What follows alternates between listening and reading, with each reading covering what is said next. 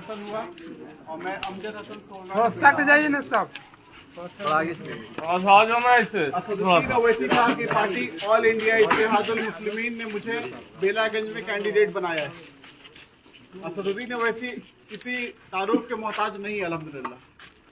मैं उन्हीं की वकालत करने आया हूँ और उनकी ही रहनुमाई में यहाँ पर बेलागंज में अपने आप को स्थापित करने आया हूँ।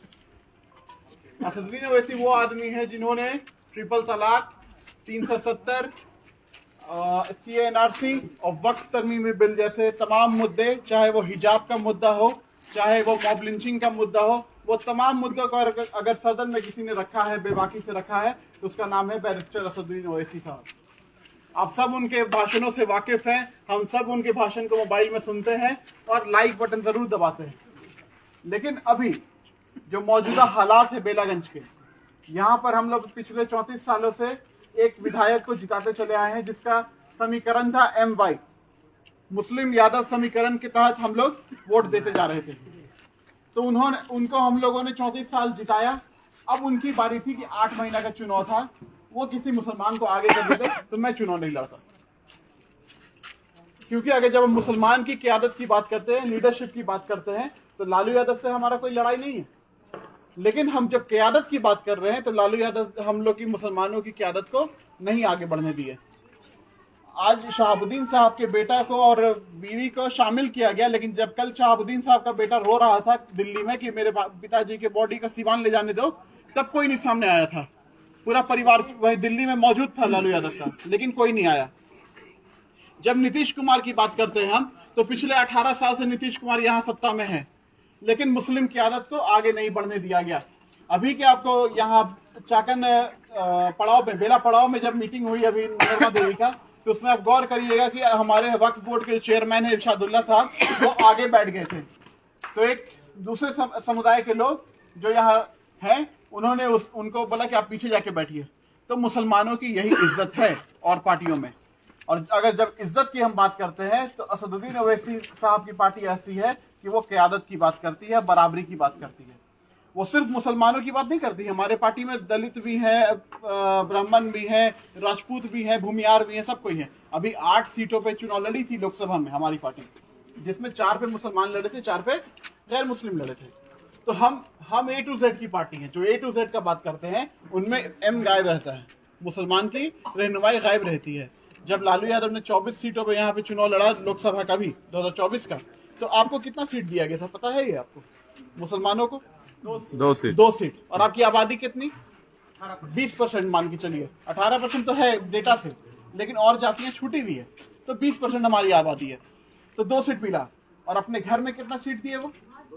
2 सीट दोनों बेटियों को। और उस बेटी को दिया जो ऑलरेडी राज्यसभा सांसद थी। राज्यसभा सांसद होने के बावजूद उसको लोकसभा का टिकट दिया और लोकसभा भेजने का काम किया। और जो राज्यसभा का सीट खाली हुआ वो बीजेपी के खाते में चला गया। अपनी सीट कम से कम बचा के रखते ना आरजेडी की, किसी और कैडर को लड़ा देते चुनाव। तो ये लोग आपके बारे में नहीं सोचेंगे। आपको उनका एहसास दिलाना होगा। अगर बेलागंज के लोग बोलते हैं कि मुसलमानों के वोट से हम जीत नहीं सकते हैं, लेकिन मुसलमान के वोट से हम हरा सकते हैं।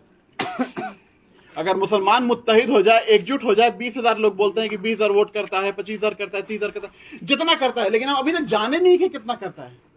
लेकिन हमने वोटर लिस्ट में जब मिलाया तो 72,000 वोट मुसलमानों का है। और हम लोग के साथ दिमाग से खेला गया कि तुम्हारा वोट ही नहीं है कि तुम कहां से राज करोगे। सबसे बड़ी आबादी अगर बेलागंज में है तो वो मुसलमानों की आबादी है। तो पहला हक मुसलमानों का बनता है। तो मुसलमान जब तक ये नहीं एहसास कराएगा कि हम मुत्तहिद हैं, एकजुट हैं, अगर हमको हिस्सेदारी दोगे तब हम तुम्हारे साथ आएंगे। असदुद्दीन ओवैसी साहब की पार्टी को हमने इसलिए यहाँ पे लाया कि मुसलमान मुत्तहिद हो जाए और ये पैगाम दे दे कि मुसलमान अछूत नहीं है। जब 1.5% की आबादी वाला मल्लाह की पार्टी हो सकती है, मांझी की पार्टी हो सकती है, पासवान की पार्टी हो सकती है, कोयरी कुर्मी की पार्टी हो सकती है, तो मुसलमान की पार्टी क्यों नहीं हो सकती है? और सबसे बड़ा वोट बैंक, हर पार्टी का एक वोट बैंक होता है। लोग राजद के साथ क्यों जुड़ते हैं? हम इसी बुनियाद पे जुड़ते हैं कि उसके पास यादव का वोट बैंक है। तो ऐसा ताकत क्यों नहीं है हम बना कि बाकी लोग हमसे जुड़े कि हमारे पास मुसलमान का वोट बैंक है? ऐसा होना चाहिए कि नहीं होना चाहिए? होना चाहिए। तो ये कैसे होगा?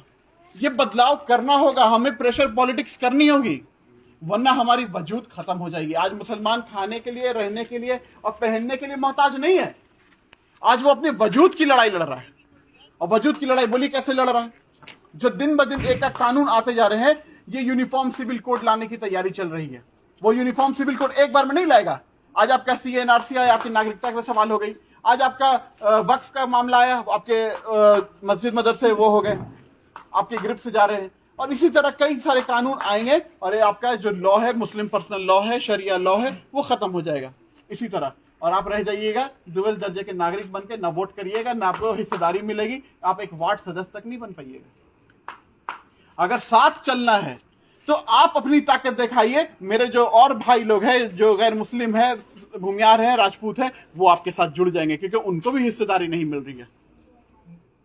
उन दलित हैं, उनको भी हिस्सेदारी नहीं मिल रही है, उनको भी अछूत माना जा रहा है। तो मैं उन सब से गुजारिश करता हूं कि एक ताकत बनी है। हमारी आबादी 85% है, जिसको मूल निवासी कहते हैं। असल हिंदुस्तान की आबादी यही है, और यही हिंदुस्तान की खूबसूरती है कि हम मुसलमान और दलित और पिछड़े जितने हैं, जिनको हक नहीं मिला, अगर हम सब एकजुट हो जाएंगे तो हम एक ताकत बन के उभरेंगे। आपका विश्वास है, हमारा प्रयास है, इंशाअल्लाह मिलकर बेलागंज का इतिहास लिखेंगे। और आप लोग से गुजारिश करना चाहेंगे कि बदलाव की लहर हो चुकी है, बदलाव होना इस बार तय है, लिखित लगी है, बदलाव तो होकर रहेगा। लेकिन हम बोलते हैं कि अपनी ताकत को एक बार उभार दीजिए। ये इस बार आपको कोई नहीं बोलेगा कि वो मोदी आ जाएगा, ये आ जाएगा। ना सरकार बन रही है, ना सरकार गिर रही है। अपना वोट को गिना दीजिए कि मुसलमान का वोट कितना है ना, इसी को कर दीजिए। और अपने क़यादत को पहचानिए कि आपका क़यादत कौन कर रहा है।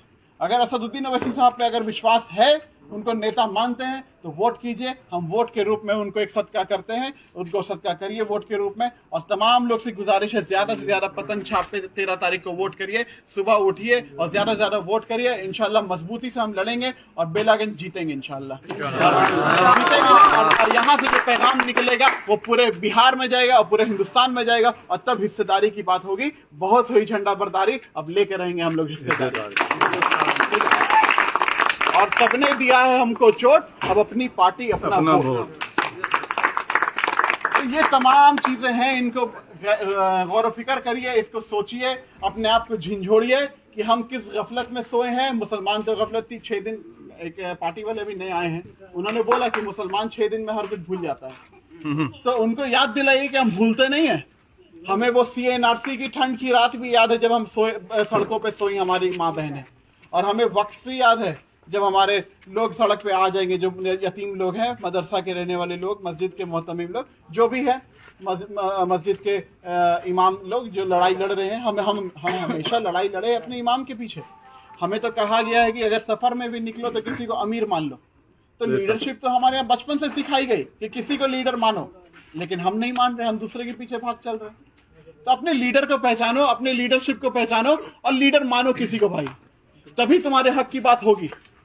वरना तुम्हें जिस तरह से ठगा गया है वैसे ही ठगा जाएगा और हिस्सेदारी नहीं मिलेगी।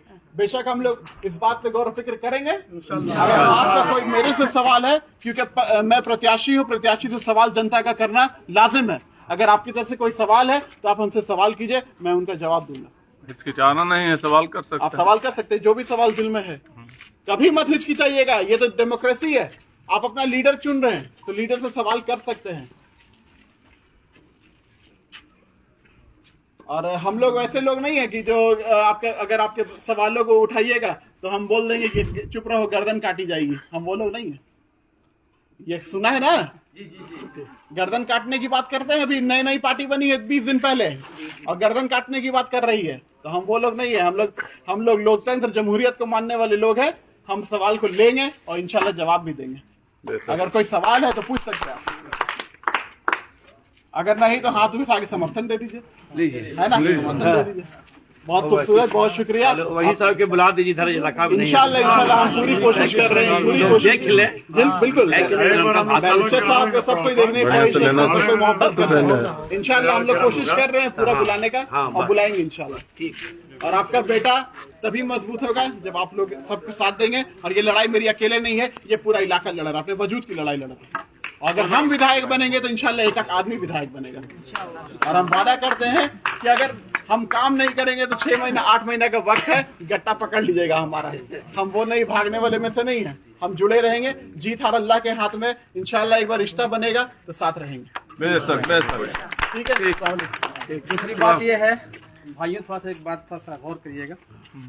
यहाँ जो पार्टियां नई नई आई हैं या पुरानी है, जो 35 साल से शासन कर रहे हैं ना, उनके पास मशीनरी है, उनके पास पैसे हैं, लेकिन हम आप ही के बीच से एक गरीब आदमी है, ठीक है। हमारा कोई मशीनरी नहीं है, कोई पैसा हमारे पास नहीं है। लोग पैसे की डिमांड भी कर रहे हैं, आई नो, आपके पास पैसे की डिमांड लोग कर रहे हैं, एकदम बेधड़क बोल रहे हैं, क्योंकि ये चटोर की जो आदत 35 साल से लगाया गया है ना, वो छूटेगा नहीं, ठीक है। तो हमारे पास पैसे भी नहीं कि हम दे पाएंगे। हमारा मशीनरी आप ही लोग हैं जो मुंह से दूसरे के कान तक ये मैसेज को पहुंचा सकते हैं, ठीक है।